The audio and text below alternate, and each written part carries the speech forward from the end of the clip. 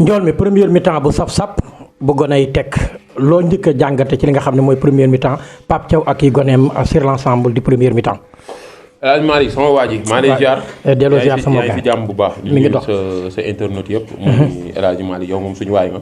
dëgg la def liggéey bu am solo. voilà di la félicité waat di la encouragé bu baax a baax di nuyu sa follow yi di wax ne la gars yi follow bu baax. waaw yokk la doole yow jàmbaar nga. waaw bon première mi-temps bi boo xoolee gis naa ni match bi. round d'observation daf ci bëri.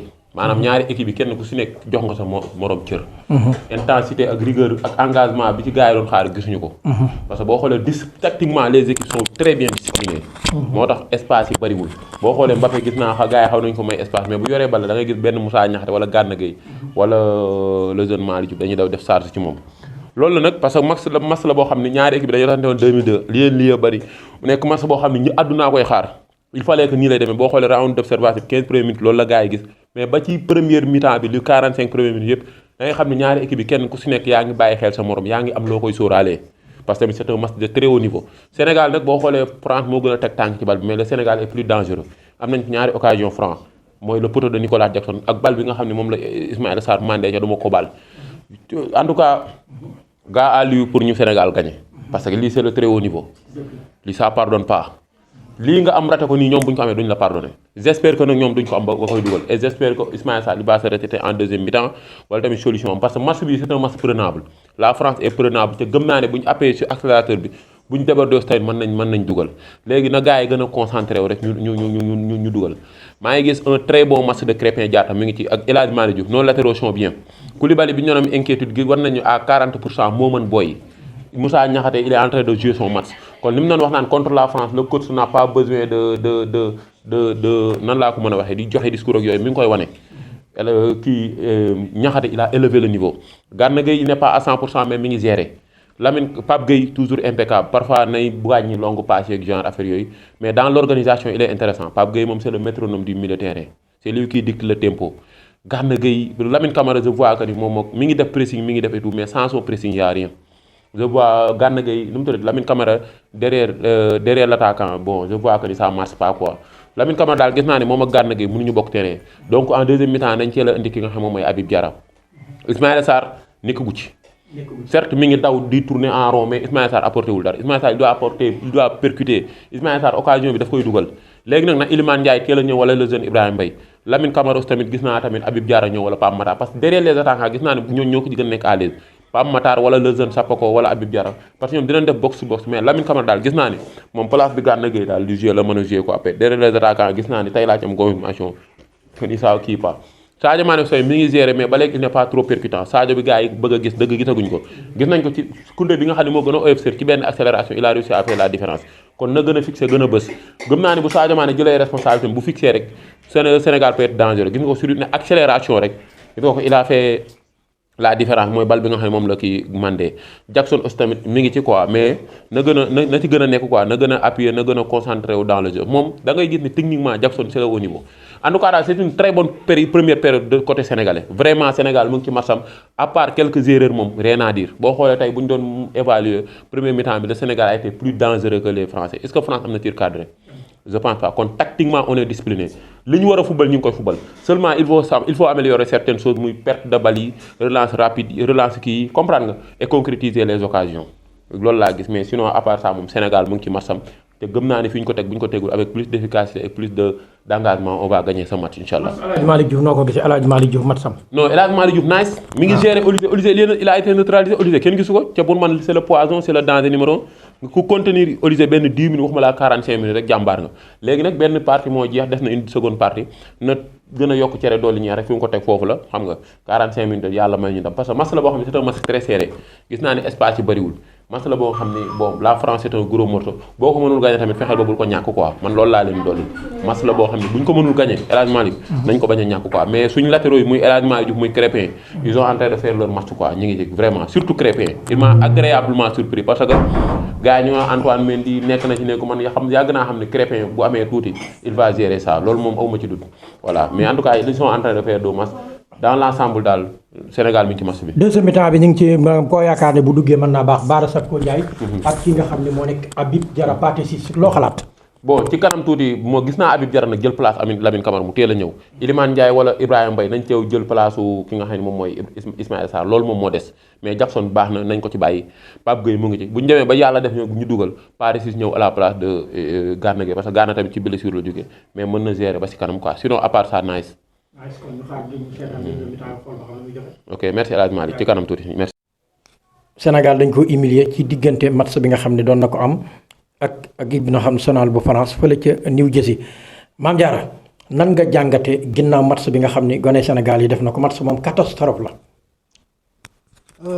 man en fait je suis pas surprise parce que depuis liste bi génn ba tey ñi ngi alerté te ñi xam football dëgg xam nañ ni tu peux pas aller dans une compétition avec une équipe décimée. Tu peux pas faire la convocation de 26 joueurs ou 27 joueurs sachant que ni les 10 ou les 12 ne sont pas réguliers en deuxième partie de saison. Football nekkul la nga xam ne da ngay dem ay jeux concours ñu lay poser question c'est de la compétitivité soo amul compétition doo fa dem. Il y a certaines personnes qui ne devaient pas être convoquées loolu mooy yoonu football mais mënoo ñëw nga ne da ngay dem mondial en voulant être loyal avec deux joueurs ya nga xam ne bien vrai ñoo jël carte mais nekkatuñ ci. Il faut comprendre que ni football forme du moment la. nekkul ni kii daf ma jëlal lii daf ma jëlal lee démb ñu ngi ko doon wax plateau ma ne la man même su ma amee frère sama kër nekk entraîneur su ma jëlalee 37 CAN ma war a dem à une autre compétition à 5 mois de cette compétition s'il n'est pas compétitif du ma ko sélectionner.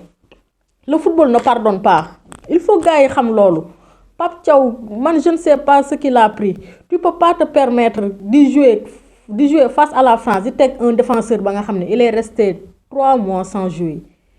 loolu xel xalaatu ko il a voulu être loyal il va comprendre que ni la loyauté ne va pas gagner cette compétition. léegi maanaam kan nga yaakaar ni moom lañ convoqué te waruñu ko woon a convoqué loolu tamit c'est très important il faut li nga xam ne mooy Sénégalais yi xam ko pour mu leer quoi bu ko defee am njàngat mën cee génn. mais Kalidou Koulibaly ne devait pas être convoqué il est convoqué en étant blessé football loolu amu ci soo blessé da ngay toog tu laisses les autres joueurs venir jouer loolu mooy yoon. mais mënoo ñu forcer un joueur ba nga xam ni il est resté 3 mois blessé dañ naan Mamadou Sarr bien vrai amul temps de jeu mais il s'entraînait avec son club mais lui il n'a pas eu le temps de s'entraîner il est resté 3 mois blessé donc il n'avait rien à faire dans cet effectif amul dara lu mu fiy def qu'on se dise la vérité il nous a coûté ce match et ça s'est vu et j'avais alerté depuis la publication de la liste. Il nous a grave coûté ce match. mais bu fekkente ni moom waru woon a ñëw léegi ki nga xam ne moo nekk Sarr moo waroon a nekk ci li nga xam ne mooy axe central bi léegi ginnaaw loolu lépp comme am na léegi lan ngay conseiller ci li nga xam ne moo dese parce que nag kenn ku ci ne la nga am ngay duggee marché fi mu toll nii mënatunoo jëli Malang Sarr mënatunoo wàññi mënatun dara léegi la ñu am la ñuy duggee marché léegi prochaine match bi ñu am ci suñu diggante ak Norvège Mame Diarra lan nga xalaat ni moom mooy compo officiel bi nga xam ne jàpp nga ni loolu moo wax dëgg yàlla mën nañ ci génn quoi. Il va falloir comprendre que l'attaque norvégienne est plus dangereuse que celle de la France. ñooñu France li ñuy raté nii Norvège du ko raté. ma yaakaar ne benn joueur rek muy Haaland wala. non ils ont un très bon effectif dama nga xool seen effectif bi dañoo am ay joueurs ay ñoom Odegaard ña nga fa. latéralu Borussia Dortmund bi ma nga fa. Sorloth ma nga fa. Moussa je sais pas qui. Sorloth bu Atlético Madrid. si ña nga fa. Donc tu peux pas te permettre de jouer face à ces équipes avec une défense décimée. Défense ak militaire ñooy colonne vertébrale du football qu'on se dise la vérité. Peut-être le prochain match qu'il va apprendre de ses erreurs. Quand Edouard Mendy gardien bi maanaam dafa ñëw ci forme wala bitu Mbappé bu mujj bi mënoon na ko jàpp wala loo xalaat. mais Edouard Mendy moo tax encaissé ñu 5 buts. Edouard Mendy. il a sorti 2 arrêts décisifs. problème bu du Edouard Mendy tey par exemple nga defoon Mody Diaw à la place de Edouard Mendy tu vas comprendre que ni Edouard Mendy nous a sauvés. Passivité défense bi. Passivité de sa défense bi moo normalul. Compétition soo fay dem. Tu te dois de sélectionner des joueurs compétitifs. loolu mooy yoon. nga ñëw indi un Ismaïla man ce que je comprends pas avec les coachs mooy quel problème ils ont. à faire des changements à temps Iliman, le gars là, le Saint-Louisien, il nous a coûté notre première mi-temps. Mais il y a des choses qui ne se pardonnent pas. Deuxième mi-temps, si vous voulez 10 minutes, tu le fais sortir. Tu indiques un joueur beaucoup plus frais que lui. Mais si tu le 2-0, je crois, il y a des choses qui ne se font pas dans le football.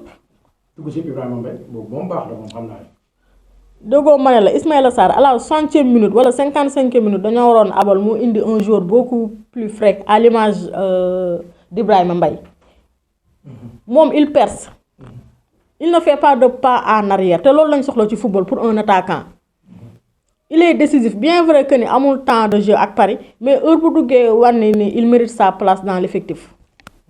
Football, amul ki daf ma jëlal li, daf ma jëlal la. Mën nga jël lu la neex, mais quand tu n'es pas en forme, tu restes sur le banc. Li ma waxone, CAN du mondial. CAN y a des Botswana, les Malawi, tu peux être 1000 fois plus compétitif que. Mais une fois nga ñëw mondial, tu dois faire affaire à des attaquants et des défenseurs ce sont des joueurs de très haut niveau. C'est pas pareil, il ne faut pas confondre CAN ak mondial. Du ben. D'accord, jaara ko ñu gërëm la sant la ci ànd beeg ñun